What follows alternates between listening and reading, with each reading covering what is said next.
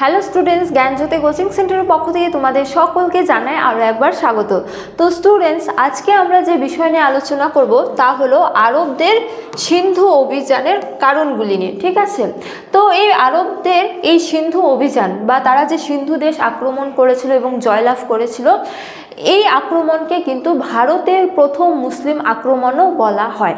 তো কে এই আক্রমণ করেছিল এবং এই সময়কালে সিন্ধু দেশের রাজা কে ছিল তা নিয়ে কিন্তু আজকে আমরা আলোচনা করব। তো চলো দেরি না করে আমরা আজকের আলোচনা শুরু করি। তো দেখো, এক্ষেত্রে প্রথমে বলা হয়েছে যে ভারতবর্ষের সিন্ধুতে প্রথম মুসলিম আক্রমণ ঘটে। যেটা আমি প্রথমেই বললাম, আরবদের এই আক্রমণকে কি বলা হচ্ছে? প্রথম মুসলিম আক্রমণ বলা হয়। ঠিক আছে, তো কেন বলা হয়? সুতরাং বলা যায় যে এর আগে কি আরবরা কখনোই ভারতবর্ষে আক্রমণ করেনি, বা তারা কি এই সময়কালে প্রথম আক্রমণ করেছিল এবং প্রথম আক্রমণেই তারা কি জয়লাভ করেছিল? তো এক্ষেত্রে বলা যায় যে আরবরা কিন্তু সিন্ধুতে এর আগেও আক্রমণ করেছিল, কিন্তু তখন তারা যে এর আগে তারা মূলত আরও দুবার আক্রমণ করেছিল, কিন্তু তারা যেহেতু আগের আক্রমণগুলোতে কোনো সাফল্য লাভ করেনি, সেজন্য সেই আক্রমণগুলিকে তেমনভাবে গণ্য করা যায়নি। কিন্তু এই তৃতীয় আক্রমণে অর্থাৎ 1712 খ্রিস্টাব্দে মোহাম্মদ বিন কাসিমের নেতৃত্বে কি হয়? এই আক্রমণ ঘটে সিন্ধু দেশে, এবং যেহেতু এই আক্রমণে তারা সাফল্য অর্জন করেছিল, সেই জন্য এই আক্রমণকে কি বলা হয়? ভারতের প্রথম মুসলিম আক্রমণও বলা হয়। তারপরে দেখো, বলা হয়েছে যে এই সময় সিন্ধু প্রদেশের রাজা ছিলেন দাহির। তো আরবরা কোথায় আক্রমণ করতেছে? আরবরা আক্রমণ করছে সিন্ধু প্রদেশে। তো এই সময় রাজা কে ছিল? সিন্ধু প্রদেশের রাজা ছিল দাহির, এবং হাজ্জাজ ভারতের আরব আক্রমণের সূচনা করেন, এবং এই আক্রমণ মূলত পারস্যের শাসক হাজ্জাজের নেতৃত্বেই হয়েছিল। তো তিনি ভারতে পরপর দুটি অভিযান প্রেরণ করেন, কিন্তু দুর্ভাগ্যবশত সেই দুটি অভিযান কি হয়? ব্যর্থ হয়, যেটা আমি একটু আগেই তোমাদের বললাম আর কি। তো বলা হয়েছে যে এরপর 1711 খ্রিস্টাব্দে মোহাম্মদ বিন কাসিমের নেতৃত্বে তৃতীয় অভিযান সংঘটিত হয়, এবং 1712 খ্রিস্টাব্দ নাগাদ মোহাম্মদ বিন কাসিম পরপর বেশ কয়েকটি সিন্ধু নগর নিজ অধিকারে নিয়ে আসেন, এবং মোহাম্মদ বিন কাসিম সিন্ধু দখল করলে ভারতের রাজা দাহির তার কাছে কি হয়? পরাজিত হয়। অর্থাৎ দেখো, এটা যদি আমি ম্যাপে তোমাদের আলোচনা করি তাহলে তোমাদের একটু বেশি বুঝতে সুবিধা হবে। যেমন দেখো, আশা করি তোমরা ম্যাপটা সকলেই দেখতে পাচ্ছ। তো দেখো, এটা হলো তখনকার দিনে ভারতবর্ষের সিন্ধু প্রদেশ। ঠিক আছে, এটা হলো কি? সিন্ধু, এবং এখানকার শাসক কে ছিলেন? শাসক ছিলেন দাহির, এবং এটা হলো পারস্য। ঠিক আছে, তো আরব এম্পায়ারটা এখানে আছে। তো আরবরা প্রথমে পারস্য দখল করেছিল, এবং এ সময় পারস্যের শাসক কে ছিল? হাজ্জাজ। ঠিক আছে, হাজ্জাজ। তো হাজ্জাজের নেতৃত্বে মোহাম্মদ বিন কাসিম কিন্তু সিন্ধু আক্রমণ করেছিল, এবং সিন্ধু আক্রমণ করে তারা কিন্তু সিন্ধু প্রদেশকে জয় করেছিল, এবং এই সিন্ধু প্রদেশকে নিজ সাম্রাজ্যের অন্তর্ভুক্ত করতে বা নিজ শাসন প্রতিষ্ঠা করতে তারা কিন্তু সক্ষম হয়েছিল। তো এইবারে বলা যায় এখানে হলো সিংহল। এটা আমরা পরবর্তীকালে আলোচনা করব, তখন তোমরা জায়গাটা একটু দেখে রাখো যাতে তোমাদের বুঝতে সুবিধা হয়। তো বোঝা গেল যে সিন্ধু প্রদেশের এ সময় শাসক ছিল দাহির, এবং পারস্যের রাজা হাজ্জাজের নেতৃত্বে তার সেনাপতি মোহাম্মদ বিন কাসিম কি করছে? সিন্ধু প্রদেশ আক্রমণ করছে, এবং রাজা দাহিরকে পরাজিত করে তারা কিন্তু সিন্ধু দেশে নিজের শাসন প্রতিষ্ঠা করতে সক্ষম হচ্ছে। তো এই অভিযানটাকেই কি বলা হচ্ছে? আরবদের সিন্ধু অভিযান, বা এই অভিযানকে ভারতের প্রথম মুসলিম আক্রমণও বলা হয়, বা সিন্ধু প্রদেশের প্রথম মুসলিম আক্রমণ বলা হয়। তো এখন আমরা আলোচনা করব যে কি কারণবশত মূলত পারস্যের শাসক হাজ্জাজ সিন্ধু দেশকে আক্রমণ করছে। ঠিক আছে, এর জন্য কোন কারণগুলি দায়ী ছিল? তো দেখো, বলা হয়েছে যে আরবদের এই সিন্ধু অভিযানের পেছনে কিন্তু বহু কারণ দায়ী রয়েছে। যেমন এর মধ্যে প্রথম কারণ হলো আর্থিক কারণ। ঠিক আছে, তো দেখো, এক্ষেত্রে বলা হয়েছে যে ঐতিহাসিকদের মত অনুসরণ করে বলা যায় যে আরবরা ভারতের ব্যবসা বাণিজ্য সম্প্রসারণের জন্যই ভারতবর্ষের দিকে নজর দেয়। তো আরবরা মূলত নিজেদের ব্যবসা বাণিজ্যকে সম্প্রসারণের জন্য ভারতবর্ষের দিকে নজর দেয়, বা ভারতবর্ষকে আক্রমণ করেছিল বলে ঐতিহাসিকগণ মনে করেন। বেশ কিছু ঐতিহাসিকগণ এই আর্থিক কারণকে আরবদের সিন্ধু অভিযানের পেছনে দায়ী করে থাকেন। তারপরে দেখো বলা হয়েছে যে এছাড়া প্রাচীনকাল থেকেই ভারতের ঐশ্বর্যশালী ধন সম্পদ বিদেশিদের গভীরভাবে আকৃষ্ট করেছিল। এই জাতিগুলির মধ্যে আরবরাও ছিল। তাই বলা যায় আরবদের সিন্ধু অভিযানের কারণ অনুসন্ধান করতে গিয়ে আর্থিক কারণকে অবশ্যই প্রাধান্য দেওয়া উচিত। অর্থাৎ দেখো প্রাচীনকাল থেকেই কিন্তু আরবদের সঙ্গে ভারতবর্ষের বাণিজ্যিক সম্পর্ক ছিল এবং এর প্রমাণ আমরা কিন্তু হরপ্পা সভ্যতাতেও পেয়ে থাকি। ঠিক আছে, তো তারা মূলত নিজেদের ব্যবসা বাণিজ্যকে সম্প্রসারণ করার জন্য বা বলা যায় যে প্রাচীনকাল থেকেই ভারত কিন্তু ঐশ্বর্যশালী বা ধন সম্পদের দিক থেকে বিশেষ উন্নত।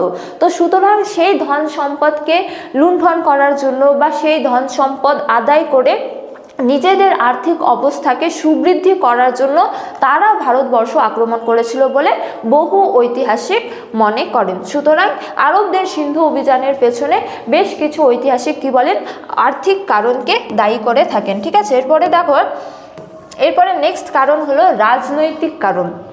ঠিক আছে, তো এই ক্ষেত্রে বলা হয়েছে যে সাম্রাজ্যবাদী মুসলিম শাসকেরা সাম্রাজ্য বিস্তারের জন্য ভারতবর্ষে আরব অভিযান প্রেরণ করেন। ঠিক আছে, এবং সাম্রাজ্য বিস্তারের সূচনা লগ্নে ইসলাম ধর্মাবলম্বী আরবীয়রা সাম্রাজ্য সম্প্রসারণে আগ্রহী হলে তারা আফ্রিকা হয়ে এশিয়া মহাদেশের বিভিন্ন স্থান কি করে, দখল করে এবং শেষ পর্যন্ত ভারতবর্ষে পদার্পণ করে।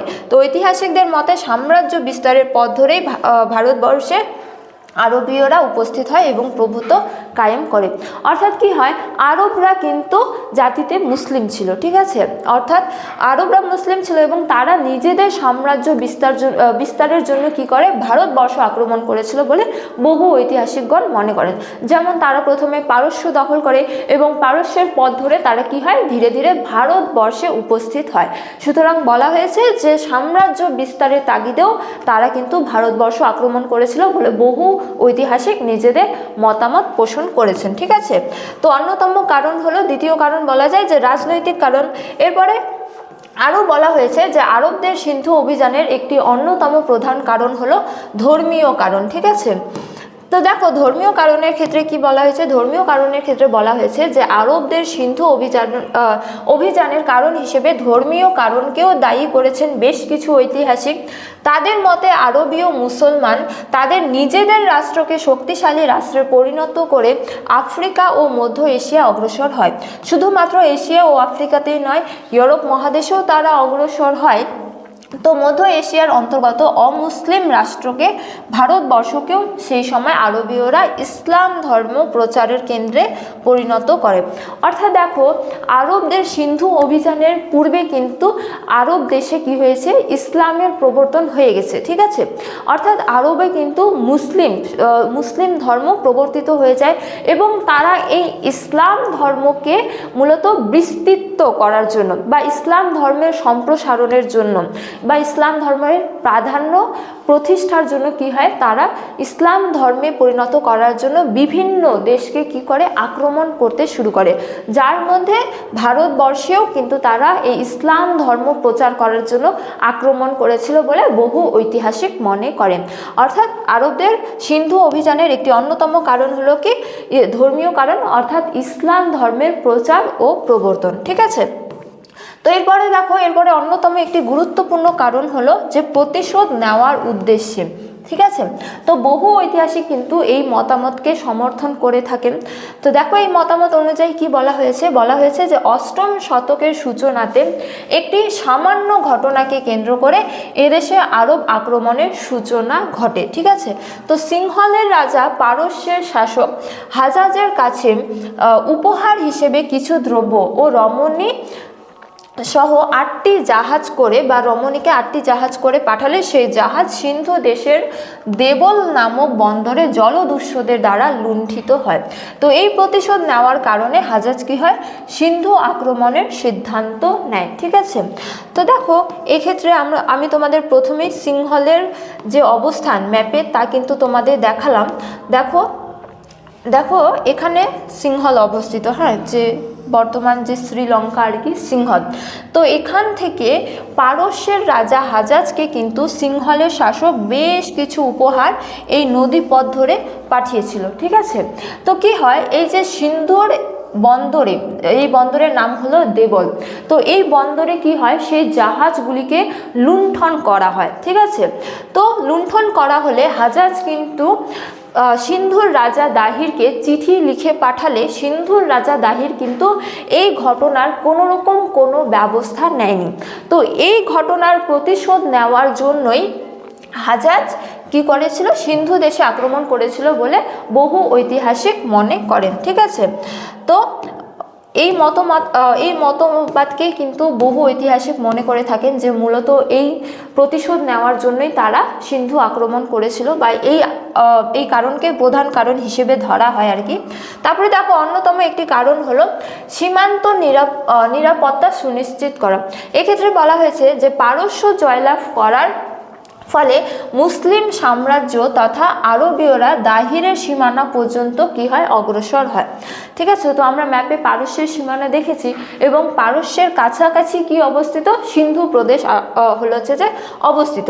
তো এই সময় পারস্যের রাজা দাহির মুসলিম বিরোধী মনোভাব পোষণ করেন, ঠিক আছে। এই মতো অবস্থায় আরবীয়রা সীমান্ত নিরাপত্তা ও সুনিশ্চিত করেন এবং দাহিরের ধ্বংস সাধন করার জন্য ভারত আক্রমণের পরিকল্পনা করেন। সুতরাং বলা যায় যে যেহেতু তারা ছিল মুসলমান বা ইসলাম ধর্মাবলম্বী, তো তার পাশাপাশি একবারে সীমানা সাম্রাজ্য ছিল কে, সিন্ধু প্রদেশ। তো তারা কিন্তু ইসলাম বিরোধী ছিল, সুতরাং নিজেদের সাম্রাজ্যের নিরাপত্তার তাগিদেই তারা সিন্ধু প্রদেশ আক্রমণ করেছিল বলে বহু ঐতিহাসিক মনে করেন। তো সুতরাং বলা যায় যে আরবদের সিন্ধু আক্রমণের পেছনে কোনো একটি নির্দিষ্ট কারণ দায়ী নয়, বরং বলা যায় যে এর পেছনে ঐতিহাসিকগণ বিভিন্ন কারণকে দায়ী করেছেন, ঠিক আছে। তো এই প্রত্যেকটি কারণে কিন্তু বিশেষ গুরুত্বপূর্ণ। তো স্টুডেন্টস, এই ছিল আজকের আরবদের সিন্ধু অভিযানের কারণগুলি নিয়ে ছোট্ট একটি আলোচনা। তো ক্লাসটি শেষ করার পূর্বে তোমাদের একটা ছোট্ট ইনফরমেশন দিয়ে রাখি যে তোমরা স্ক্রিনে দুটো নম্বর দেখতে পাচ্ছ, এই দুটো নম্বর হলো 6295916282, এছাড়া 7076398606। তো এই দুটো নাম্বার হলো আমাদের coaching centre official helpline number. তো তোমরা যারা চাইছো তোমরা এই সেমিস্টারে আমাদের সাথে অনলাইনে যুক্ত হবে, ক্লাস করবে, তো তোমরা কিন্তু দেরি না করে এই দুটো নম্বরের মধ্যে যে কোনো একটিতে যোগাযোগ করে আমাদের সাথে যুক্ত হতে পারো। তো আজকের ক্লাস এতটাই, তোমাদের সাথে দেখা হবে পরবর্তী ক্লাসে। ততক্ষণ তোমরা সকলেই ভালো থাকো, সুস্থ থাকো। Thank you.